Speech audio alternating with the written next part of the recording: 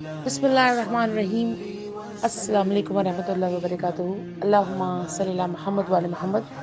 حدیث مبارکہ ہے، آقا صلی اللہ علیہ وآلہ وسلم فرماتے ہیں، ہر ہفتے پیر اور جمعرات کے دن 2 دفعہ لوگوں کے اعمال اللہ کے حضور پیش کیے جاتے ہیں، پھر ہر مومن کی مغفرت کر دی جاتی ہے، سبحان اللہ، سوائے ان بندوں کے جو بھائی سے بغض رکھتے ہیں۔ کہا جاتا ہے کہ ان دونوں کو اس وقت تک چھوڑ دو جب تک یہ صلح نہ کر لیں۔ صحیح مسلم بخاری شریف سے یہ حدیث کا ریفرنس ہے۔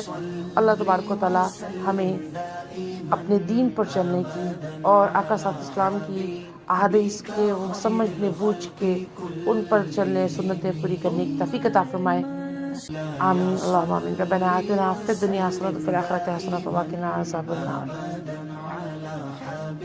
بك خير الخلق كلهم مولاي صل وسلم دائما